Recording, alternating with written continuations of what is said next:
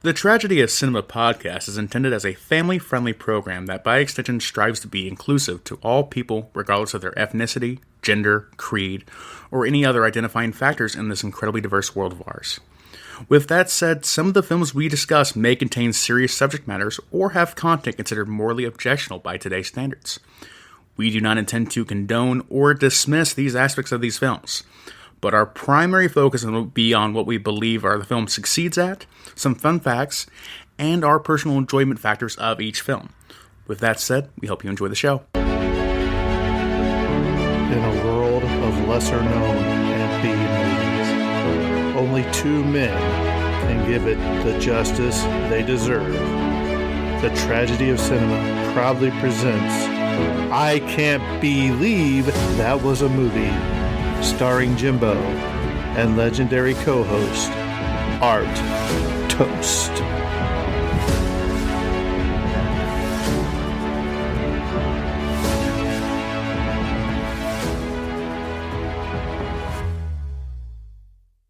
All right, guys, welcome back to the Tragedy of Cinema podcast, the I Can't Believe That Was a Movie series.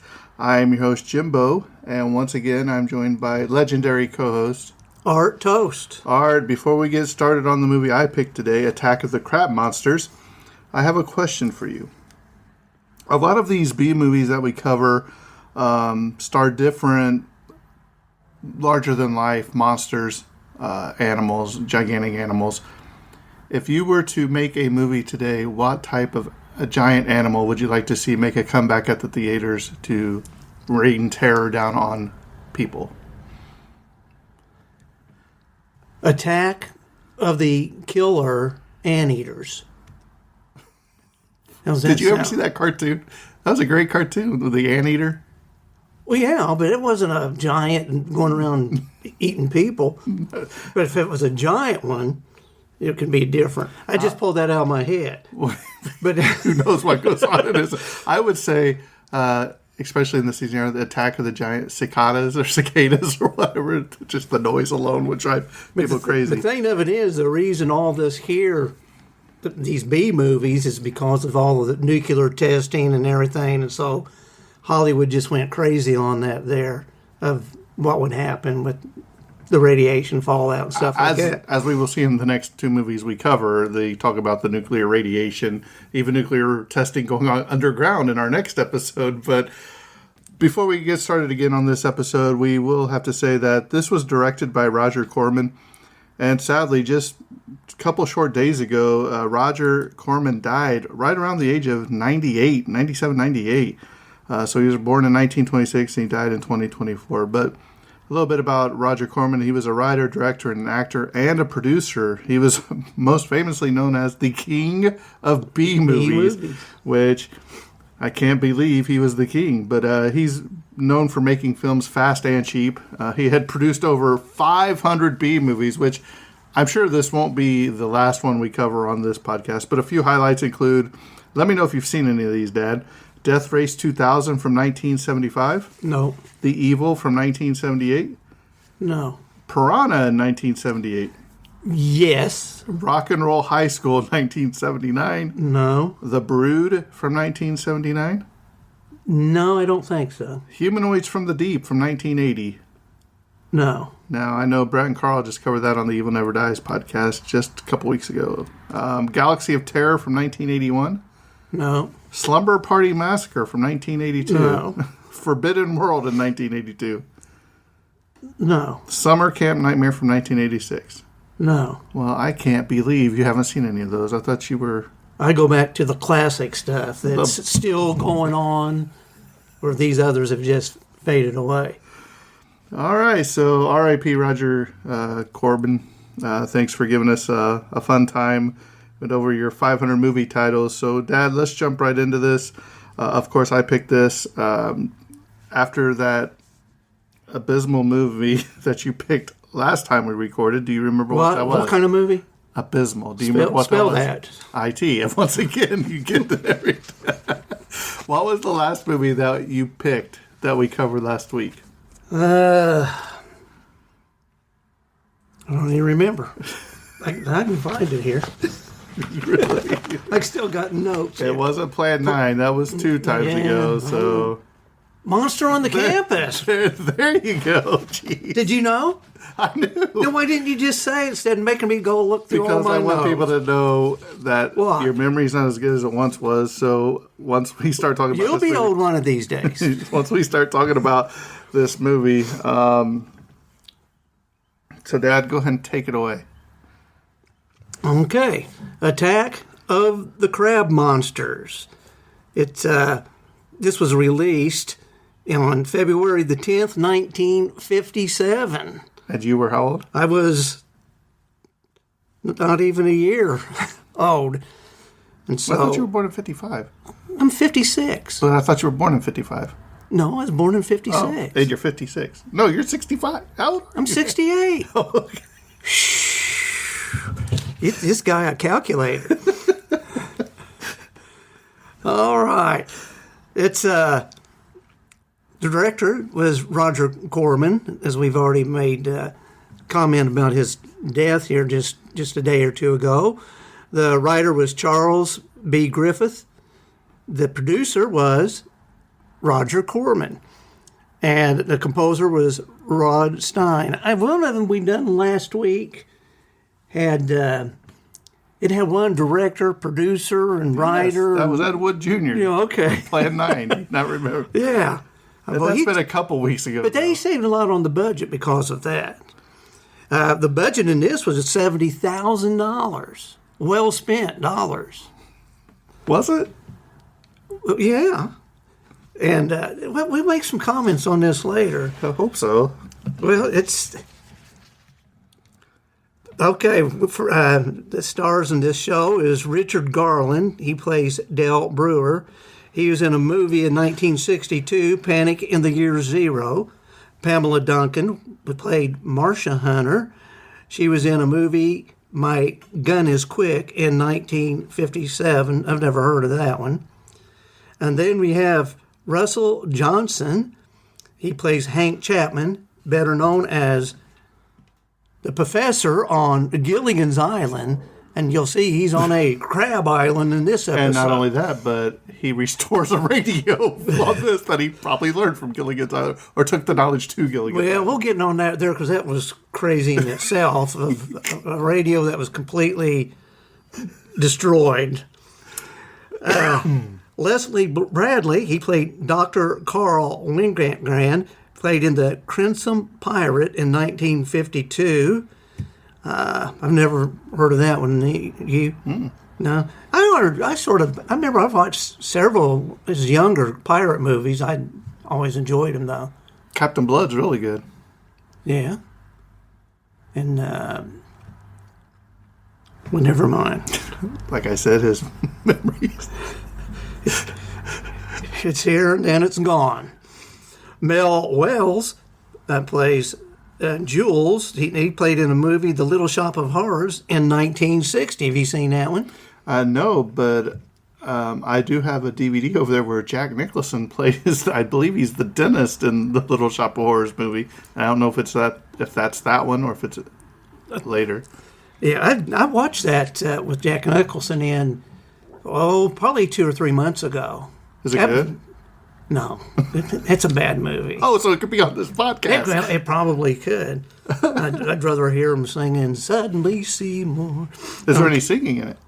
No. Oh, okay. It's right in this category what we're talking about here. Gerald Cutting played Dr. James Carson. He was in the movie South Pacific, 1958. Beach Dickerson, he was a seaman, Rod Fellows, who played in a movie Creature from the Haunted Sea. Have you ever seen that one? No, you? We'll have to cover that one. Have you seen it? Yes, a couple, 2 or 3 times. Oh, it's that good? No.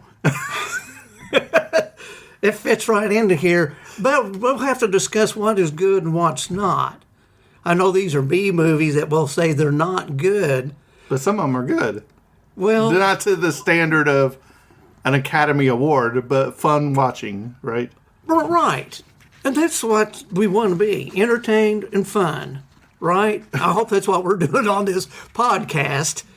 Oh, I'm sure they're getting a laugh or two out of Send it. your cards and comments to the Tragedy of Cinema, and let us know Art if we're... Toast. We did have a review from our good friend Jason Bond, who said that Art Toast for president. So Count on all your votes. his fellow Americans.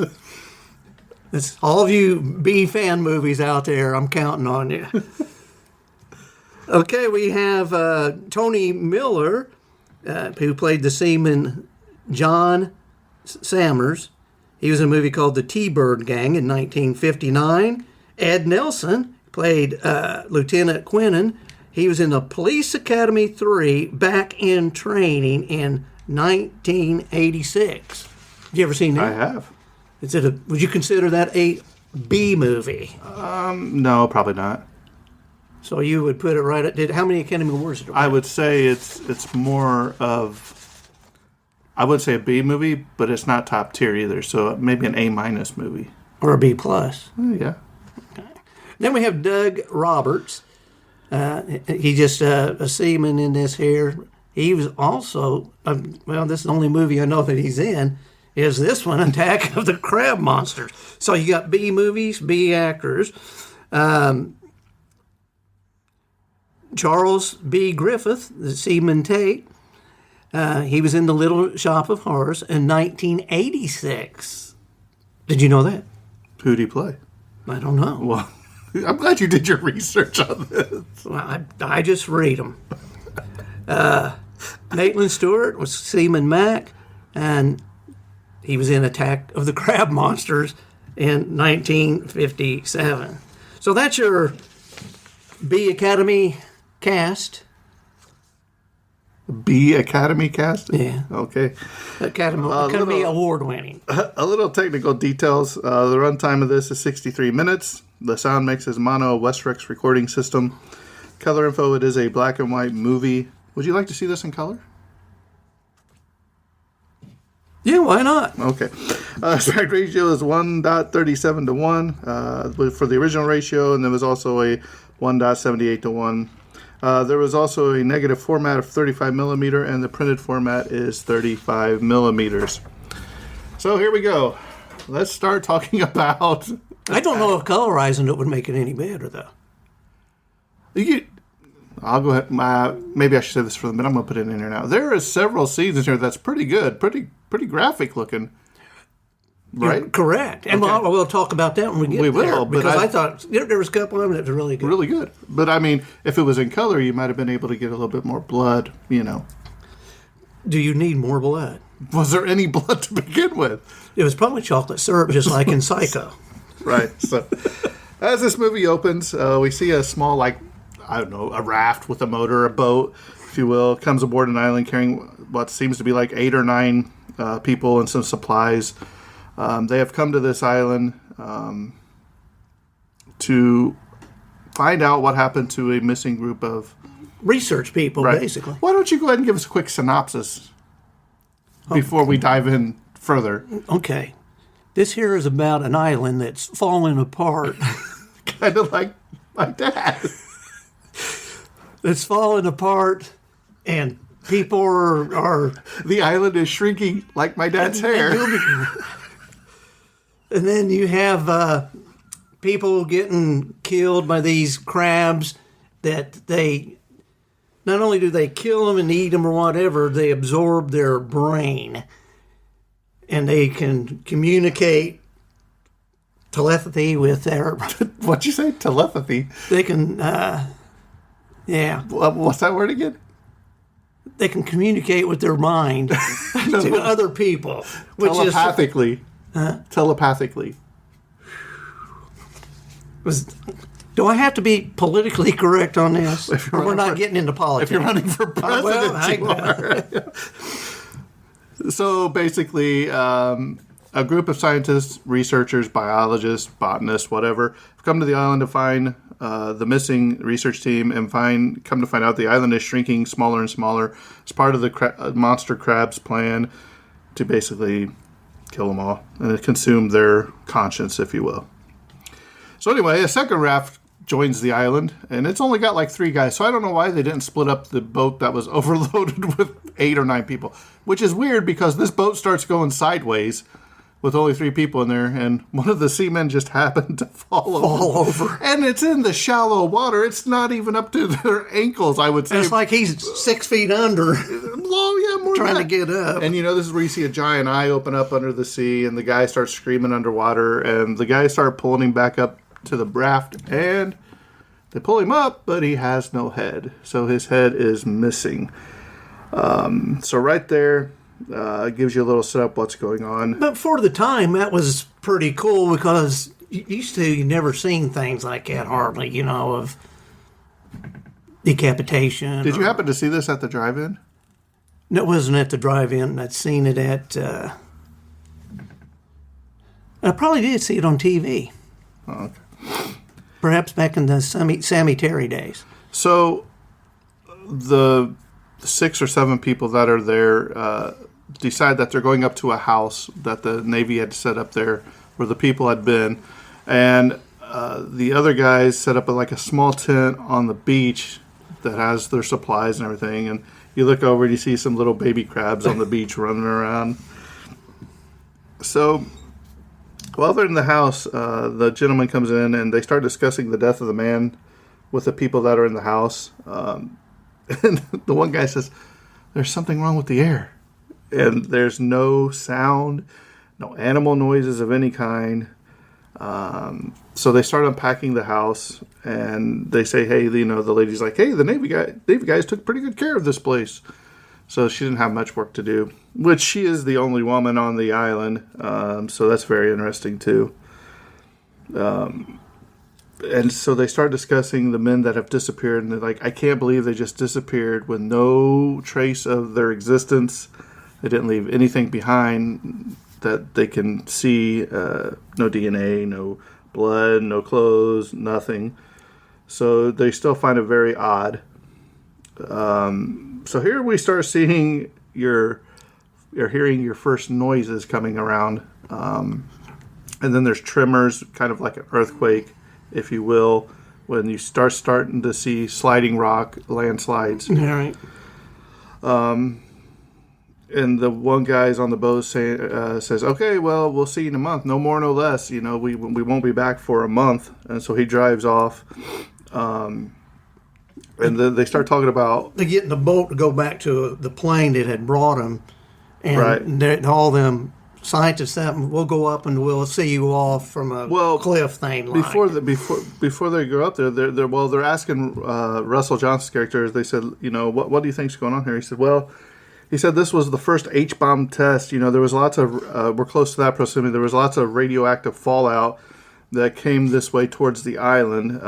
We have a geologist here to see the effects of the dirt and the rocks. We have this other person here to look for the plant life for radiation poisoning and the effects of just the island of too much radiation in general. And we find out that a storm had hit the people that were there before them. The last time was anybody had heard from them. So they haven't had any communication since that storm. So this is where the plane starts taking off from the ocean. They're all up there looking at it, and next thing you know, it blows up. Did they ever say why it blew up? No, that's just left of it. Do you think it was part of the crab people messing with the plane? I would assume that it's just... I would assume that they had something to do with it, though it's not insinuated or applied in any way, shape, or form. Right. What it does is it leads up to the radio. Right. So they try to get to back to the place, their base station, if you will. They try to get the radio work. There's not working. They can't pick up anything. There's interference, and there's also a bad storm that's rolling through the area. So what we're finding out is there was a bad storm when the people went missing the first time. Now there's a bad storm rolling through this time. This is where they all decide to meet in the living room and start reading through the journal of one of the men that were there before them. And they discuss a 5-foot night crawler that had been found, and that it could be cut through or burned. So that's your first sign that, hey, you got a 5-foot night crawler. If you had a 5-foot night crawler, you could fish for a while. But if you can't cut it, I don't know what you're going to get. You just catch a bigger fish with it. Yeah, drown another worm in your case. But this is where we have another tremor / earthquake. And there's several of them throughout the whole film. Several. And there's also several pictures of little crabs running around too. This is where we see one guy laying down on a couch, and there's a cage with a couple of mice in it, which comes into play. They're making some noise, so he throws like a blanket over the top of them. And so the other guys are discussing, why would a man stop writing a journal mid-sentence? It's just like he stopped. And then you start hearing this crunching, popping noise. I called it more like a clicking sound. Right. It's very... But nobody knows what it is. So two guys head outside, and they're looking around, and it stops. And then it starts up again, and they look over, and it's a branch or something hitting the side of the house. Or was it? Or was it? To begin with. No, then they blame it on the wind. Right. But you'll hear the same clicking sound later on in the show, too. Throughout the movie. Yeah. And this next scene, I think, is really, really good. This is where the lady goes scuba diving to look for the vegetation. The fish in there and everything they shot in there, I thought it was beautifully well done. All of their, and going back to all movies back then, their underwater scenes, to me, was always pretty good. Even with the Creature of the Black Lagoon was excellent underwater scenes. Right, but like the stingrays in this, yes, the fish, that I don't know what kind of fish they were. Do you happen to know what kind of fish they were? But I got one hanging on my wall. Yeah, it is. What is it? You hit the button, it says, "Take me to the river." Yeah. But, I thought it was really done. So there's lots of cool fish shots I wrote here. And then one of the men scare under when he's down there scuba diving. And they go diving around there, and they get to like a sunken ship, and she collects a little vegetation sample. And then they come back to the surface, and the lady was like, "You scared me to death." And she's like, "I don't know what happened. I was swimming down here, and I was using this big black rock as a landmark, so I didn't get lost." She said, "But when I went back," she said, "it wasn't there." And the guy's like, "Yeah, I saw it. Something big. It was moving across the bottom of the ocean floor." So there you have another sign of something bad is going to happen. So the two get out of the water, and they start getting yelled at or yelled for by the other guys, and they say, "Hey, look. This giant pit has opened up. It wasn't here 20 minutes ago." Yeah, they went back up on this cliff high point where they was at. I think probably where they was watching the plane take off also. And again, they see that pit there, that big, deep pit that wasn't there earlier, and it just caved in. Right. And they're like, "Hey, let's go down there." And hey, no one should go down there, because if there's another landslide, you're going to be caved in. So we jump to nighttime, and Martha hears her name being called, and it said that it is McLean. Martha. Now, he was one of the scientists that was there before. Was that his journal they were reading, right? Right, and he, assuming that he was dead, but he's calling for her. Right, so Martha follows the voice, and she runs into Jim, and he's like, "Hey, you heard it too?" She's like, "Well, yeah." So they said that they're going to go find out for sure. But he says, "How can a Navy search a whole island and not find a trace of this guy? They've did their due diligence. They've searched the island. He wasn't here. But we're going to go find out for sure if they missed a spot." So they decide to go look for him. So Jim, a good old Jim, I mean, there's two guys in this room named Jim, so he decides that he's going to sit down in the pit while Martha stays at the top. And here we go. So you hear some more of the clicking noises, popping noises, and another little earthquake tremor comes through, and we hear a scream as Jim falls down to the thing, and Martha faints. Why she faints? Why did she faint? I don't know that she fainted, but the tremor knocks her off her feet, and she probably got knocked out, hitting the ground or whatnot. That'd be my assumption. You watched her just fall over. She did. She was passed out before she fell over. That's part of the great acting. Yeah, it's terrible. What do you mean terrible? It was terrible. That was terrible. So the others come in. He yells up, says, "My leg's broken," and that they can't go down that way, that they need to go to the caves of the shoreline to make it to him because the pit was at the bottom, not at the top. So The doctor, at this point, I'll call him the doctor. I don't remember his name. Here, the point of this movie, and pretty much throughout the rest of it, you'll see a lot of bouncing back and forth from the scene to another scene, from the house to the cave back to the house, and they bounce around a lot, to me. Right. But this is where you find out, and I call him the doctor. I don't even remember his name, but he seems to be hiding a theory from everyone at this point. Maybe his name was it's Carl or Carl. Carl, yeah. Dr. Carl Wingand. So they run into two Navy men that were stationed on the beach, and they said they thought the whole island was coming down with the last boulders. Which them two guys, you'll come to find out later, they're kind of just comic relief, I think. So they go down to the shoreline and they enter this cave. Of course, we see a crab on the shore, and I think it's the professor from Gilligan's Island tries to throw a rock at it, and the one guy stops him. He's like, "Why'd you stop me from throwing this rock?" So back at the house, Martha and another guy are going through the Journal of McLean once again. They're trying to come up with some clues as to what the theory is that the doctor, Carl, has or whatever. And here you hear the tapping sound back once again.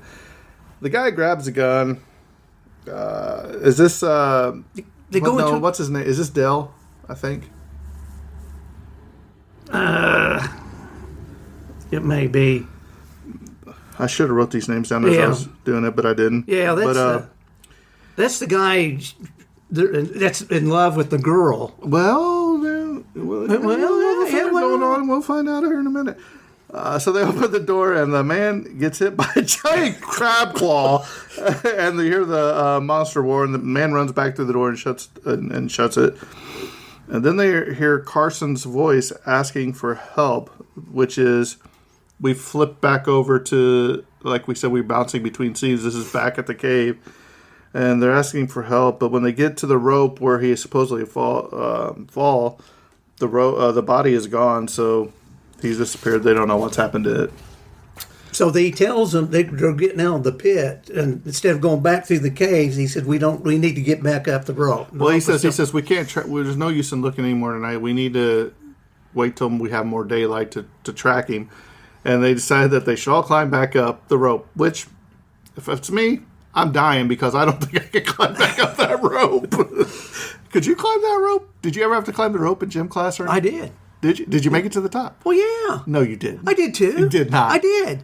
I was, and I ain't as good physical shape as I am now, but I did. You made it. Was there a bell up there you had to ring or something? No, we just had a beam that hung in the roof of the gym, and you just had to tap it. Well, I'm gonna have to see you climb up a rope. But we had ropes, and they had marks on it. Like for how so high? How many feet, and that's what you got graded on. Well, what'd you get? I don't remember. Did you make it to the top? I don't know if I did during the test or not, but I remember one poor guy. Is this where you fell and hurt your knee? One guy, he was a big, tall guy, and real skinny, and he couldn't even get up on the rope, so we just kept telling him, just put your feet on the knot on the bottom and hold on. So he'd get some sort of a passing grade. Oh, the things you learned about my dad in his high school career. Oh, man. So they all decide that they got to climb up, but then we're back to Martha. So Martha and the men find out that the monster has eaten the mice that they had in the cage in that laboratory room. And they've also ransacked the room, and it has destroyed the radio. And what's really interesting about this is he says every tube is sliced neatly in half. So it's like he was purposefully sabotaging now, this the radio. goes back to later on. We get the radio working again. Well, not totally. It's just like the receiver or the transmitter, and not the receiver, vice versa. Yeah, but still, Professor of Gilligan's Island or not, I don't know if he could have done that.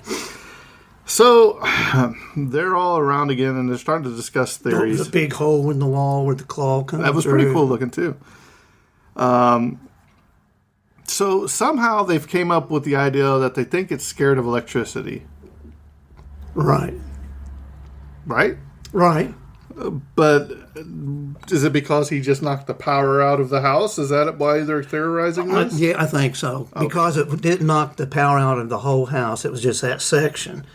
And I think here is when the Martha's standing there looking out at the ocean. She said, "It's gone." There's the mountain. There was a mountain out there yesterday. It's gone. So, yeah.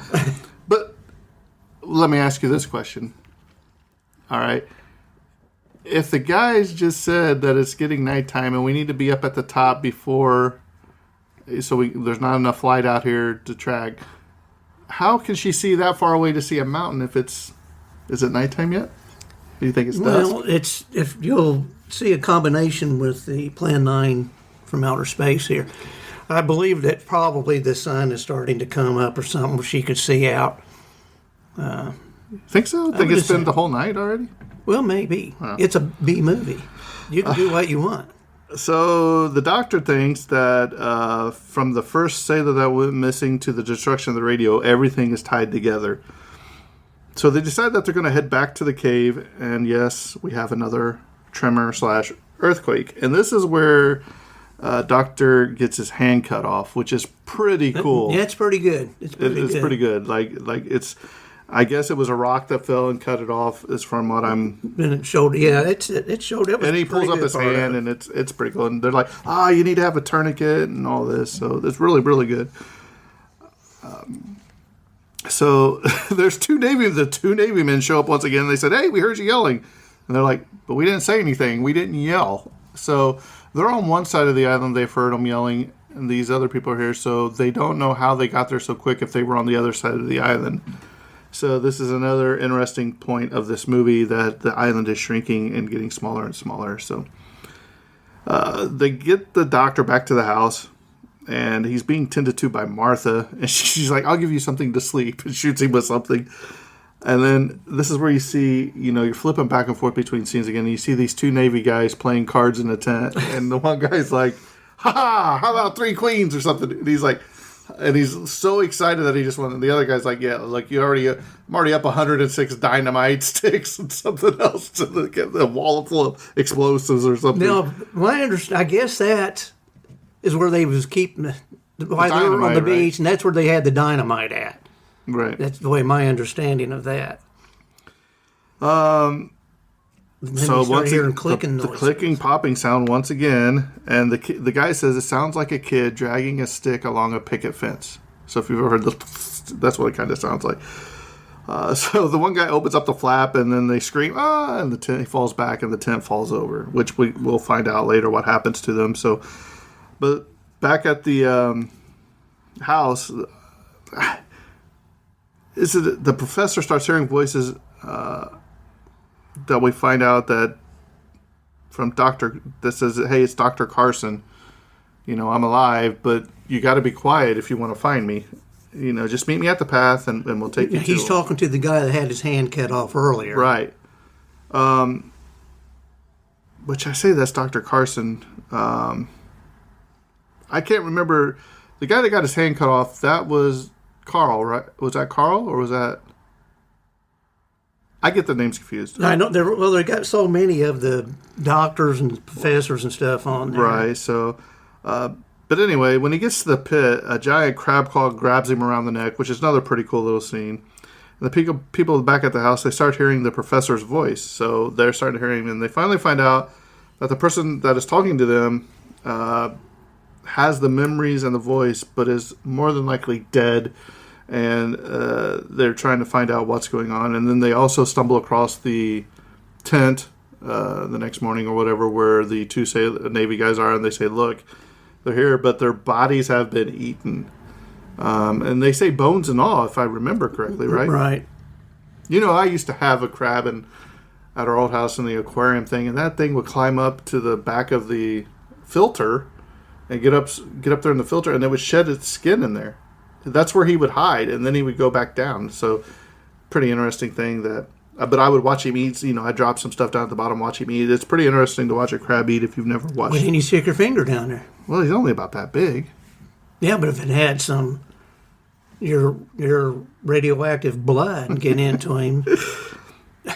So now the survivors are now hearing voices of a lot of the dead people and are being summoned to the caves to meet them.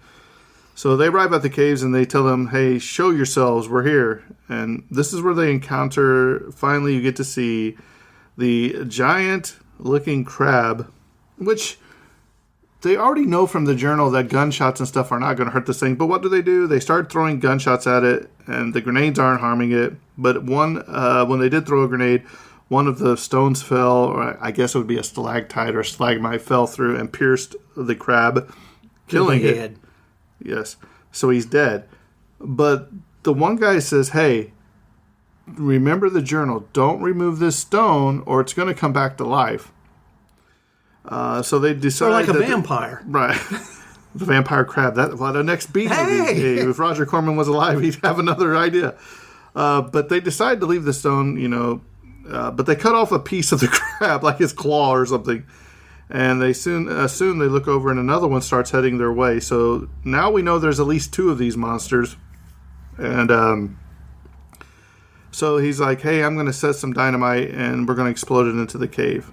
So boom, blows up. And they hear a voice says, hey, you've tried to destroy me, but it didn't work. But it's been a grave mistake of yours.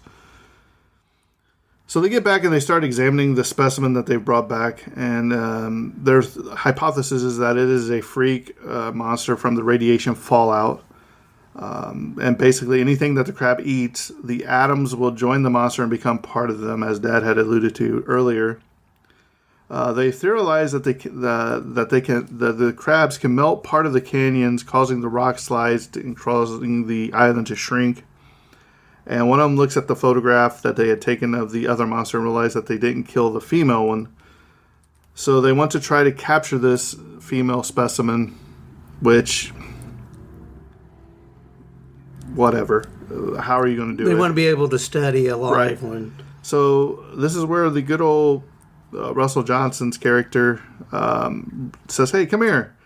And so they start, hooks up like the crab claw to a battery, I guess, if you will, to run electricity through it. And the claw disintegrates into ash. So they know that they can kill it with electricity, which alludes back to earlier why they are afraid of electricity. But the one guy says, hey, we don't want to kill it. We just want to use it to immobilize it, which comes into play later. Don't kill it, just immobilize the monster. And I want to remove the claws and I want to capture it. And this is where they realize that they hear another explosion. They said the monster is taking the dynamite, causing more explosions. Why he needs the dynamite, I don't know. But I thought that was interesting. I'm assuming that's what's causing all the tremors and stuff too. Well, but I thought that would be like they say that the crab can use it to melt the rocks and everything too. So that could be the tectonic plate shifting in the ground. What kind of plate? Tectonic. I ain't never ate off one of those. See what I put up with? Jeez. So here we go with the man and the woman descend into the caverns to set up the electricity machines, which is the 2 from earlier. They start hearing noises and find a monster sleeping. He goes to cut off a piece of the monster, and it slashes its claw at him. And I do believe this is the scene where it's Professor from Gilligan's Island and the girl down there, right? Hank's his name. And is this where he questions her, like, hey, about you and Dell's relationship, Right. And I'm like, here we are. We're going to be caught in a love triangle here in the middle of fighting giant monsters. It's not as bad as the next movie we're going to cover, as far as the love slow. That was the classic. So they start. So he's going over to cut off a piece of the monster, but it slashes its claw at him, and it starts chasing them. They luckily they have their scuba gear, and they dive into the water outside the rocky aquarium, and then you see the monster rise up behind some rocks. Once again, the idiots try to shoot at it on top of the cliff. Why do they keep shooting at it? They know it's not. The guy's like, it's going right through them like X-rays. They do it again here in a little bit too. What would you do?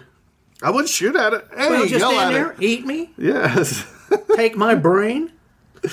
So they try shooting at it again. Bullet goes through like X-rays, like I said. So the crab says, "You have injured me." So this crab is the one that they cut off the claw with the day before that had the stalactite through it, correct?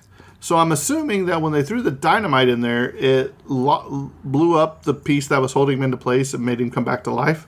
It could have been. Well, because he says, Another crab could have come and pulled it well, out. because he says, look, eventually I could grow a claw back in a day. In a day. So I'm thinking this is the one that they took off his hand. So next thing we see a good old Hank is messing with the radio once again. And two others go out to check on the rocks. Hank got the receiver working, but not the transmitter yet.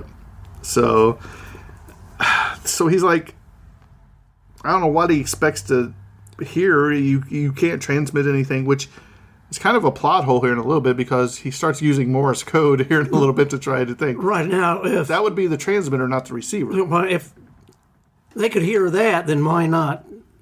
I don't know. Right. So I said here, I wrote, Hank got the receiver working, not the transmitter yet. Looks like he carried that skill over to Gilligan's Island. So Hank and Martha seem to have a moment discussing Del. Oh, this is where they discuss their relationship. And so this is where they start to head to the others.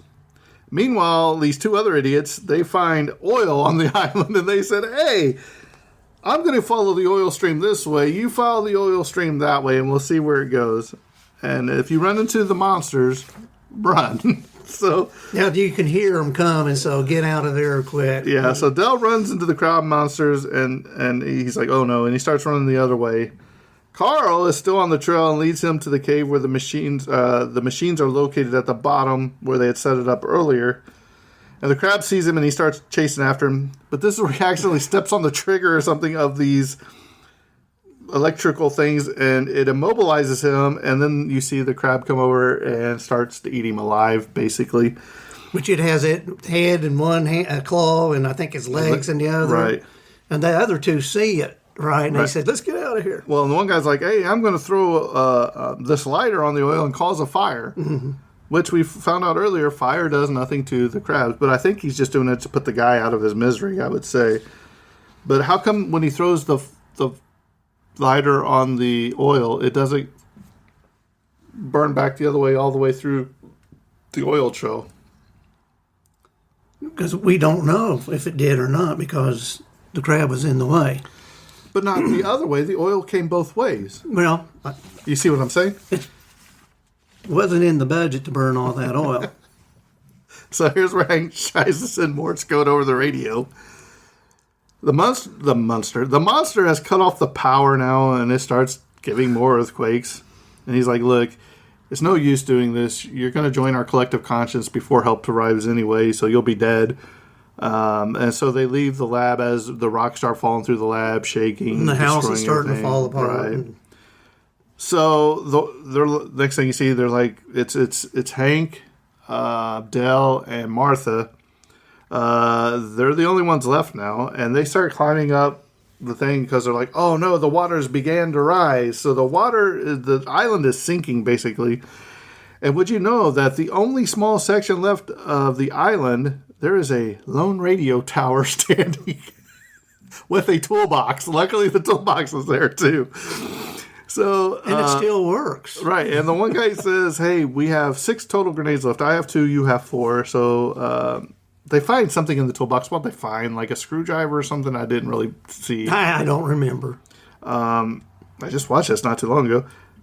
But the crab comes out of the water, and they start chucking grenades at it. They know the grenades aren't going to do anything once again, so I don't know what they're thinking. Trying to buy some time, maybe. Hank rushes in when he gets whopped by the claw, and he drops the grenade. He drops the grenade, and it doesn't do anything. He hurts his leg. Right. Yeah. Well, yeah, it would have blew him up. Come on, there was not that much room. But once again, the other guy starts shooting at it, and I don't understand why they keep shooting this. They know it's not going to do anything to these monsters. But Hank injured his leg, so the monster goes after Martha and Del at this point.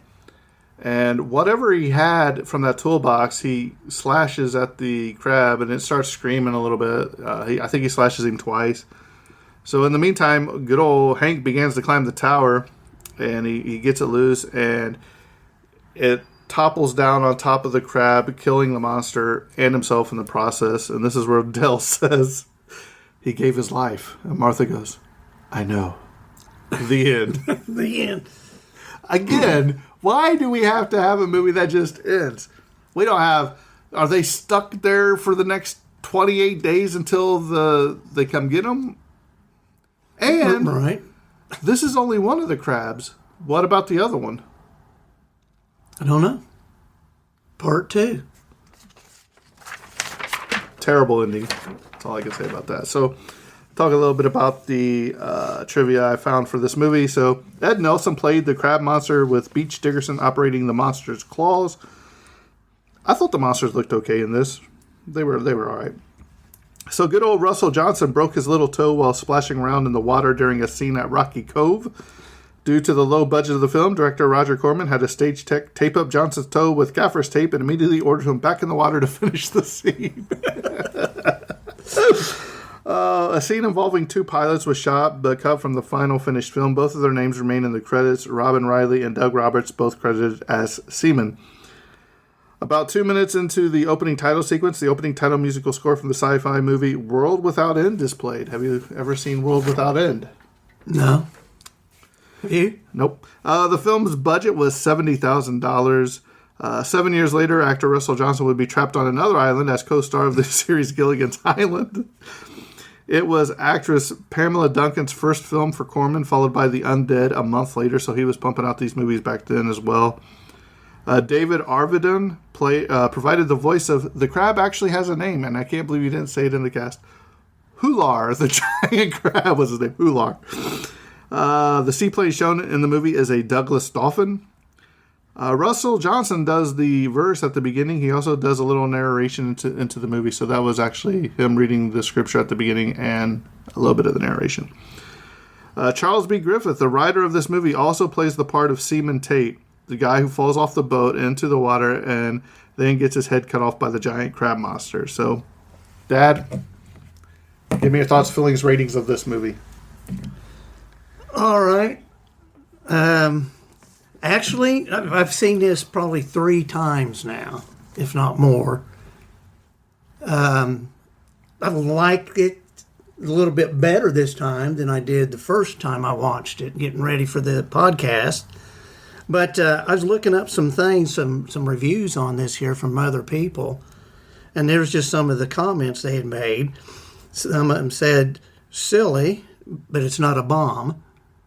One said, it's so bad it's good. Another one wrote, so this monster has to be about the smartest creature on Earth because it absorbs all these minds of these scientists and things. And another one said it was silly but fun. And you'll notice that it's a lot of this here with the B movies are like that. They're silly, unbelievable. Some of it's just budget cost and not great things like that, but they're fun. And most of these here, their stars ranged from anywhere from 5 to 7, which is. But I wrote my stars down before I ever even looked at what other. I put this at a 6 out of 10. Why? Why? It's again, it's sort of goofy.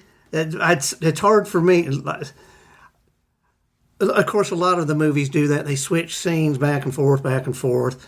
It's sort of goofy to me that the crab people can absorb these minds.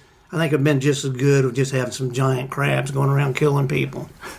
But my thing is, if they're absorbing the minds of the people that are on the island, they should know the plan that they're setting up to do to them, right? Right. So it's all in all, it's not bad. It's not wonderful. I'll give it 6 stars. So. Is that your favorite B movie we've covered so far? I don't know. Plan 9 was up. No. I'm trying to think what else we had better. I don't know what I gave Monster on Campus. I might have gave it a 6 or 7. And that was pretty good. It's right up in there. One of these days we'll go back and we'll, after so many episodes, year in review. Or we'll go quarterly and rate what we have seen and put them in order. Okay. And then another quarterly. You'll forget what you watched by then, though. No, but we'll have it written down. you go back and listen to the podcast Just so you can remember. well, I don't need to do that. What do you think, Jimbo? Yeah, it's okay. The acting is pretty good. The underwater scenes are some of the best I've seen in a long time. The monsters look okay. They look better than what we're going to cover next week. I don't know. This is a movie where it's always about less is more. So a lot of these B movies, you don't really get to see the monster or the finished product till pretty much close to the end of the movie, and you only see it for a little bit of time. For me, I like to see a lot more of the monsters, but when we went to go see Godzilla, as you said earlier, they've already established that lore of several movies ahead of time, so you can jump right into the monsters and see more of the monsters from the beginning of the movie than you can. I think the first Godzilla movie was only in there for like 8 minutes or something. So with a remake, you'd see a whole lot more of the crabs. Well, not a remake, a sequel probably. Or a sequel. Right, I would say so. For me, I think I'll have to give this right around a 6. I think it's not bad. It's a fun watch.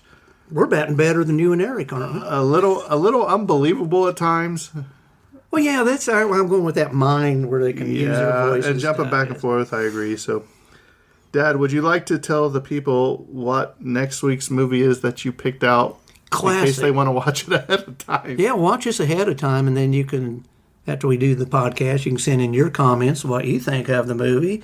It's a classic called The Slime People. You're in for a treat. Let me just say that you know you're going to be in good company when you pick a movie to do that you discover that Mystery Science Theater 3000 has already covered it and made fun of. So, well, if you like what you're hearing, we are the Tragedy Cinema Podcast at gmail.com. If you want to email us, if you want to leave us a review on Apple or Spotify or wherever, we'll read it on the air. You want to follow us on Facebook, we are the Tragedy Cinema Podcast on Facebook. And with that being said, I think this B-movie episode's coming to a close. If Dad doesn't get ate by the crab people before that's a wrap. And cut.